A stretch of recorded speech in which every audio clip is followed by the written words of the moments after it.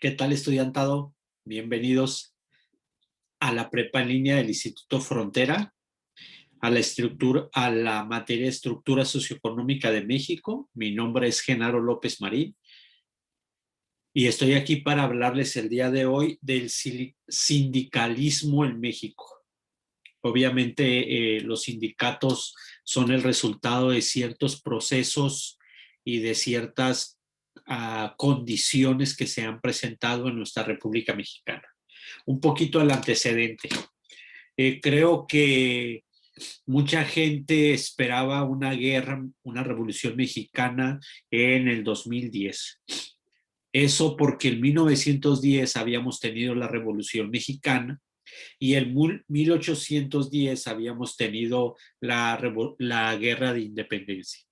Entonces, mucha gente con sentido de pronóstico, de estadista, profético, decía que íbamos a tener guerra en el 2010 por aquello de que cada 100 años teníamos una guerra. Sin embargo, las condiciones ambientales o las condiciones contextuales, políticas y sociales no eran iguales en el 2010 que lo que eran en el 1910 y menos aún lo que era en 1810.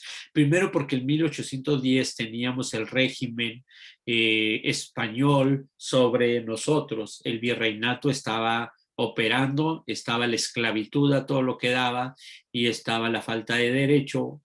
Y en 1910, que ya tenemos un poco más de estructura como independencia, aún de algunos aspectos teníamos un espíritu de dictadura con Porfirio Díaz.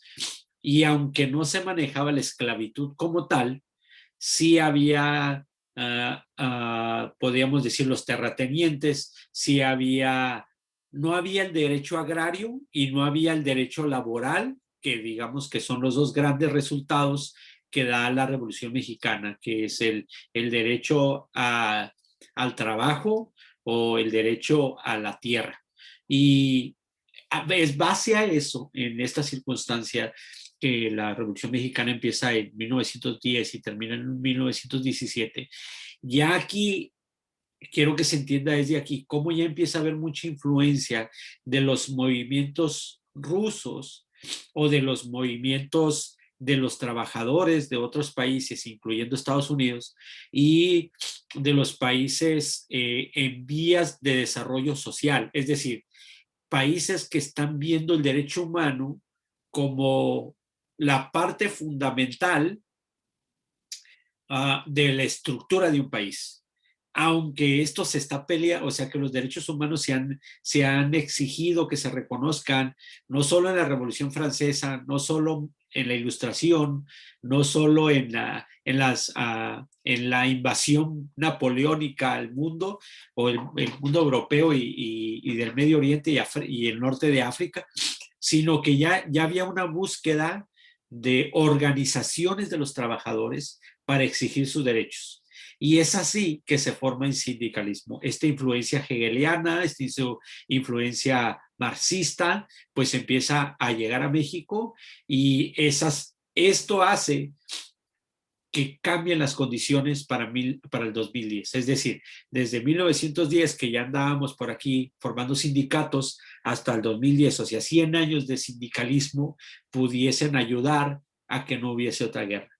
Porque en 1910 no existía la Confederación de Trabajadores de México, o sea, la CTM, no existía la CROM, no existía la CNOP, o sea, no existía el sindicalismo como tal, pero es en la Revolución Mexicana que se empieza a gestar esto, que se empieza a cuajar, a organizar el trabajador mexicano. Entonces, ¿qué es sindicato? Es la asociación de trabajadores constituida para la defensa y promoción de intereses profesionales, económicos o sociales de sus miembros. Los sindicatos son organizaciones de los trabajadores que tienen como objetivo luchar por reivindicaciones económicas cotidianas, como la línea de jornada laboral, es decir, una carga horaria justa y correcta, el aumento del salario, la estabilidad laboral, etcétera. O sea, contratos laborales, pero todos los sindicatos cumplen, no todos los sindicatos cumplen con estos objetivos. Eso lo decía Fernando Graco, que escribió El sindicalismo en México. Por ahí hay un libro que lo pueden ver. El sindicalismo como un movimiento social es la parte donde los obreros se hacen representación política, hacen presión política, pero no tienen representación política. Esta es sino su propósito objetivo final es laboral. No obstante, la separación entre el tipo de, digamos, sindicato y partido es muy delgado. Digamos que políticamente hablando son sindicatos, ¿no? El sindicato es un partido político, o más bien el partido político es como un sindicato, pero de políticos. Y entonces se desarrolla digamos, a veces esta confusión que de hecho mantuvo al PRI con tanto poder por 70 años, el que los sindicatos formaran parte de un partido político o que apoyaran un partido político. Los sindicatos son muy fuertes en México. Digo, hemos tenido, por ejemplo, los sindicatos que se les atribuye la Revolución Mexicana, pues es a los mineros del norte, de Sonora, Chihuahua, de Durango, a los de la reforma de petrolera en 1988, que le pegan, era el sindicato más fuerte en ese momento, y ya con Peña Nieto el sindicato de los maestros, ¿no? La CENTE, ya estos tres han sido los más fuertes que hemos tenido en México y que han puesto y quitado presidentes. O sea, ya ha llegado un momento en que, aunque no tienen una referencia como objetivo principal en la política, sí tienen una influencia muy fuerte. Por ejemplo, el gremio de los taxistas que o están en la CTM o en la CROM, que son las más comunes, pues obviamente pueden elegir al candidato que beneficie o que esté a favor de sus intereses. Entonces, esta situación puede ayudar a que los sindicatos en realidad, aunque no sean representación política, sí tengan tendencias a apoyar a alguien, ¿no? Otra cosa, déjenme seguir leyendo. No obstante, la separación entre ambos tipos de actividad es bastante difusa a lo largo del desarrollo de la historia y de la organización colectiva de los trabajadores en dirección a la defensa de sus intereses y de mejores condiciones de trabajo frente a los empleadores, las organizaciones empresariales y los gobiernos. Sindicato y gremio son palabras habituales para designar las organizaciones de los trabajadores que, con el fin de representar colectividad o representación colectiva, buscan intereses de la clase obrera. Los movimientos sindicales, bueno, esto es lo que les decía del escritor. Hay algunos beneficios de la creación de los sindicatos que los vamos a platicar más adelante, ¿no? Pero, por ejemplo, ellos buscan condiciones dignas y equitativas, así como tener derecho a huelga. Los sindicatos pueden formarse entre trabajadores o patrones y se unen según sea la afinidad. O sea que puede haber acuerdos de gremios que son de diferentes, digamos, trabajos. Por ejemplo, los paleteros se juntan con los taxistas, por eso se llaman sindicato obrero y agremiados, es decir, que pueden agregar alguna otra área, sección de trabajo que se puede desempeñar, ¿no? O trabajadores de la misma empresa. Hay sindicatos por ejemplo, la compañía de Luz y Fuerza o la de Petróleos Mexicanos, ¿no? El sindicato de Pemex, que todos son de la misma empresa. Ahora, si ellos dijeran, oye, vamos a juntarnos con los de la Comisión Federal de Electricidad, bueno, entonces ya sería, ya estaríamos hablando aquí de agremiados, ¿no? También hay de la industria, tenemos sindicatos industrializados o de la industria, ¿no? ¿Qué regulan los sindicatos? Bueno, pues están basados en la Ley Federal del Trabajo, que es el artículo 123. De ahí se desprende toda la idea de la defensa, o incluso si quieren modificar o reformar alguna ley, lo pueden hacer desde el 123, ¿no? Tenemos sindicatos patronales y sindicatos de los trabajadores. Uno patronal podría ser Coparmex o sea, una cámara, Canaco, pudieran ser fuentes de defensa de los trabajadores, de los patrones. De hecho, puede decirse que estas mismas cámaras o estas mismas organizaciones pueden hacer una iniciativa de ley y pasársela a algún diputado para que legislen sobre algún derecho, ya sea laboral o empresarial o de condiciones comerciales, etcétera, pero hacen representación de los empleadores estas cámaras, ¿no? Cámara, obviamente queda prohibido a los sindicatos intervenir en asuntos religiosos y también políticos, o se supone, ejercer la profesión de comerciantes con ánimo de lucro, es decir, se supone que los sindicatos no son pues para ganar dinero, se supone. Se supone que los sindicatos se disolverán por el voto de las 2/3 partes de los miembros que lo forman, se supone que es así como tiene que ser. Puede terminar porque se terminaron el cumplimiento de su objetivo o también porque llegaron al final de sus días. Es decir, creo que duran determinados 100 años, creo que todo contrato en México dura 99 años y se debe renovar. Los sindicatos pueden formar confederaciones y, y federaciones, ahorita vamos a ver qué significan, y las que regirán la disposición de este capítulo sean aplicables, ¿no? Ahorita vamos a hablar más de esto. ¿Cómo pierden su registro en caso de disolución y también por dejar de tener requisitos legales? Es decir, si se convierten en un ejército, ¿no? O en un paramilitar, bueno, pues en una guerrilla, pues entonces en ese momento se les quita su registro. ¿Quién tiene autoridad pues para quitárselos? La Junta de Conciliación y Arbitraje, que hoy se llama, hoy es el sector del trabajo, es la Secretaría del Trabajo la que puede participar aquí, ¿no? Los sindicatos no están sujetos a disolución, suspensión o cancelación de su registro por vía administrativa, es decir, el presidente municipal no viene a cancelarlo, no puede.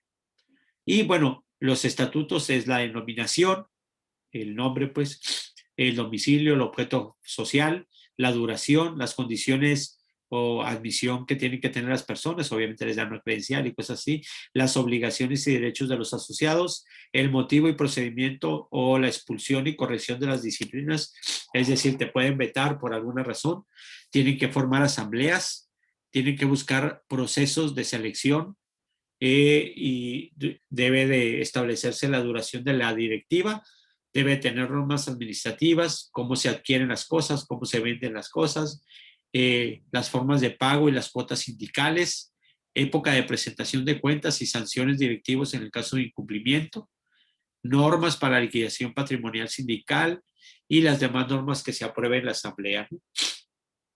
Otra de las obligaciones de los sindicatos pues es proporcionar informes que le pida la autoridad del trabajo, y si la Secretaría del Trabajo puede pedir, a ver qué estás haciendo, cuáles las minutas, enséñame la minuta de la última junta, el quórum de la última junta, y pues tiene la obligación de presentarlos, ¿no? Debe comunicar ante la autoridad que están registrados, es decir, debe notificar dentro de un término de 10 días los cambios directivos y la modificación. Esto no solamente lo hacen los sindicatos, lo hacen las asociaciones civiles, las asociaciones religiosas. Bueno, informar a la misma autoridad cada 3 meses por lo menos de las altas y bajas de sus miembros. Alguna ventaja que pueden tener, porque los sindicatos pueden ayudar a los miembros a negociar de forma colectiva los salarios y beneficios de forma más efectiva de lo que podrían hacerlo una persona individual, ¿no? Aunque en ocasiones o la mayoría de las veces los sindicatos están representados por una o varias personas, generalmente son pocas, no son 5,000 gentes, ¿no? Y aquí empieza la organización social en los sindicatos. Un trabajador no solo tiene una mínima posibilidad de tener éxito cuando va a pedir un aumento al jefe, pero es más fácil que lo despidan cuando estamos hablando de que vamos a hacer al frente todos los que trabajamos, ¿no? Los sindicatos, sin embargo, pueden hacer lo mismo, los mismos pedidos y tener un beneficio representativo para todos. Se supone que los sindicatos están comprometidos a mejorar las condiciones laborales y las prestaciones de los trabajadores, como lo mencionamos antes, en los incrementos salariales, el otorgamiento de premios por puntualidad y asistencia, el otorgamiento de vales, seguro por fallecimiento, apoyo de transporte, comedor, ayuda escolar para los hijos, actividades culturales, actividades deportivas, festejos y eventos y premios de productividad. Todo esto son logros que se han hecho a través del sindicalismo, o más bien de los sindicatos.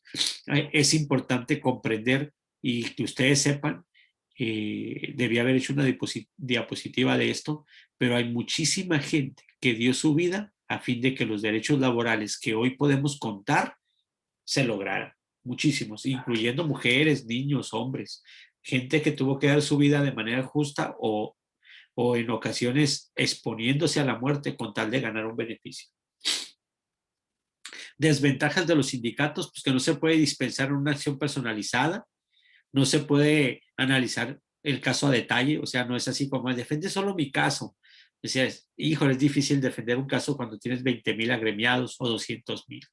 No están dispuestos a dedicar el tiempo necesario a un solo evento y no persigue conseguir los resultados más óptimos. Es decir, vamos a negociar y lo que salga mejor que lo que tenemos, ¿no? Y no tiene necesidad de satisfacer plenamente a su cliente, porque no eres un cliente.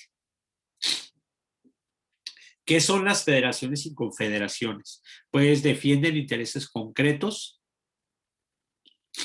eso es lo que hace el sindicato. La confederación son articulaciones de varios sindicatos, eso es la confederación, y la federación al menos 3 sindicatos. ¿Okay? El sindicato es la unión de un grupo de trabajadores, mientras que la confederación es una organización nacional, profesional, que necesita por lo menos 20 sindicatos. Ok, entonces, más de, más de 20 sindicatos es una confederación. Ok, federación sería más de uno. Ok, estamos, o sea, 3 sindicatos constituye, aquí está mero abajo, mira, 3 sindicatos constituyen una federación, 20 una confederación. ¿Okay? Entonces podemos decir que de 3 a 19 forman una federación y de 20 en adelante una confederación. ¿Okay? Muy bien. ¿Qué son las cooperativas? En México tenemos una cooperativa que ha funcionado, que es la cooperativa Cruz Azul. Pues sí, del equipo de fútbol, tiene los cementos Cruz Azul y el equipo de fútbol pues pertenecen a la misma cooperativa y es una empresa de producción, obtención, consumo o crédito, participación libre y democrática, conformada por personas que persiguen un objetivo común, sea económico o social, pero que a diferencia de lo que ocurre con otras empresas, la participación de cada socio en el beneficio es determinada, ya que funge como patrón trabajador.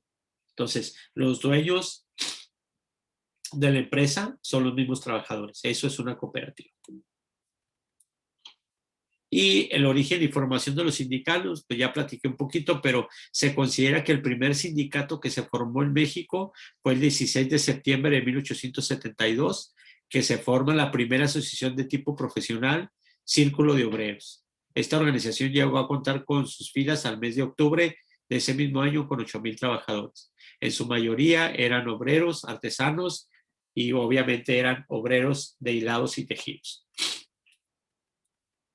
Aquí tengo otro concepto. El 5 de marzo se formó la Confederación Asociada de Trabajadores de Estados Unidos Mexicanos, la cual fortaleció la unidad de los trabajadores y se constituyó en 1890 llamada bajo la Orden Suprema de Empleados Ferrocarrileros Mexicanos, la Unión de Mecánicos Mexicanos. O sea, esta, digamos, sindicato ferroviario, ¿no? Y la más famosa de todas, aunque no lo creamos, es que en 1916 se llevó a cabo en Veracruz un congreso obrero convocado por la Federación Sindical del Distrito Federal, donde se acordó formar un organismo que se llamó Confederación de Trabajadores de la Región Mexicana. En 1917, que ya se termina la revolución, se apoyaron resoluciones que asentaban el derecho libre de asociación, recomendando la organización sindical, y se aconsejaba a los obreros limitar a la familia cuando la situación económica fuese grave. Y en 1919 se crea la Fundación Internacional del Trabajo, una de las organizaciones internacionales más antiguas del mundo, gobernada en forma tripartita por gobiernos, sindicatos y empleados. En el 34 se forma la Confederación de Trabajadores de México, también conocida como la CTM. El derecho de los trabajadores a la huelga, vivienda, alimentación digna, de capacitación competitiva y de tener buenas condiciones de trabajo. El origen de la Confederación de Trabajadores, y aquí ya cambia, ¿no? Confederación de Trabajadores de México, ya la hacen confederación, ya no la hacen solamente, bueno, ahorita la CTM ya es una, uh, uh, digamos, una fuerza política que pudiese ser incluso un partido político. El PRI estaba asociado con la CTM, y eso creemos que es lo que ha hecho que sea la dictadura perfecta, ¿no? Aunque en la película de la dictadura perfecta no se presenta el sindicato como con la misma fuerza que se presentan los medios de comunicación.